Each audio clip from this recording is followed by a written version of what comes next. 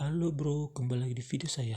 Kegiatan saya hari ini adalah mengajar, di mana hari ini saya mengajar mata kuliah Sistem Pengendalian Manajemen semester 8, kelas reguler jurusan Manajemen. Hari ini adalah presentasi makalah kelompok 3 tentang penetapan harga transfer.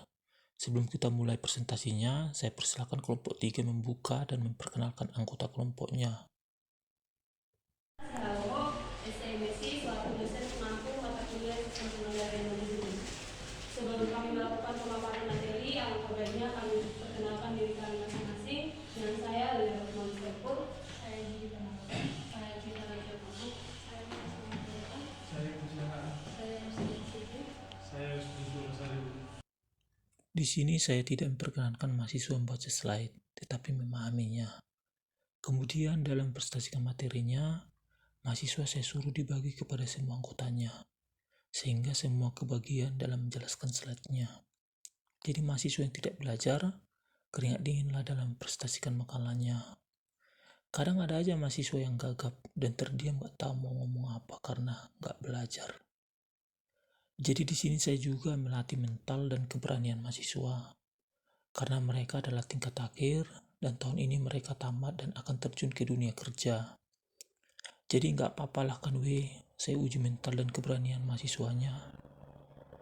Setelah mahasiswa mempresentasikan makalahnya, kemudian saya buka sesi pertanyaan dan saya persilakan mahasiswa untuk bertanya.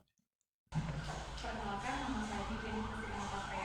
Pertanyaan saya, penetapan harga transfer dapat menimbulkan permasalahan yang cukup serius dalam perusahaan yang terintegrasi. Metode-metode yang digunakan oleh perusahaan untuk mengatasi masalah ini adalah 2 langkah penentuan harga dan 1 lagi pembenahan biaya yang berkala. Yang dimaksud dengan 2 langkah penentuan harga ini seperti apa? Apakah ada 2 langkah? Tolong dijelaskan. Biaya transfer dapat digunakan untuk kepentingan pengendalian dan usaha di sini digunakan oleh dua divisi tujuan dan ketinggian.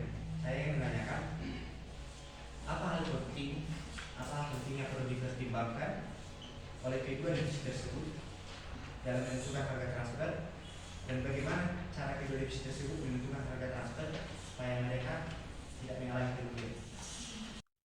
Setelah semua pertanyaan sudah selesai dijawab, maka perkuliahan hari ini saya tutup dan saya persilakan ketua kelompok menyampaikan kesimpulan dan closing presentasinya.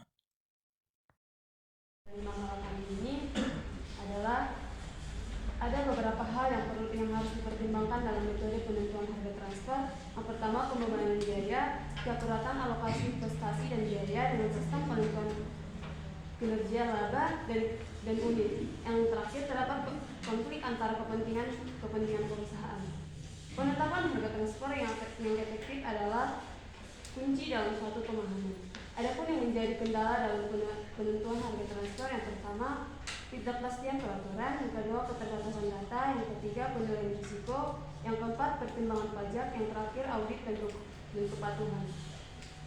Jika tidak ada harga kompetitif yang dapat digunakan sebagai acuan untuk penentuan harga transfer, maka perusahaan dapat menggunakan beberapa metode lain untuk menentukan harga transfer yang wajar. Dalam setiap penentuan harga transfer, beberapa kondisi penting dalam penentuan harga transfer. Yang pertama, kepatuhan terhadap regulasi wajar, kepatuhan dengan kebijakan internal perusahaan, transparansi dan dokumentasi, kondisi pasar dan persaingan, struktur biaya dan margin keuntungan, tujuan dan strategi perusahaan. Dalam setiap metode, perusahaan harus mempertimbangkan keterkaitan antara harga transfer dengan biaya produksi, biaya variabel, dan margin yang diinginkan untuk menentukan harga transfer yang wajar. Demikian hasil pemaparan materi kami. Jika ada tutur kata kami yang kurang mengenakan, kami minta maaf. Akhir kata kami ucapkan sekian dan terima kasih. Silakan kasih aplaus. Sekian dulu videonya ya bro, tonton sampai habis agar saya lebih semangat mengupload video-video terbaru. Salam anak mahasiswa, bye-bye.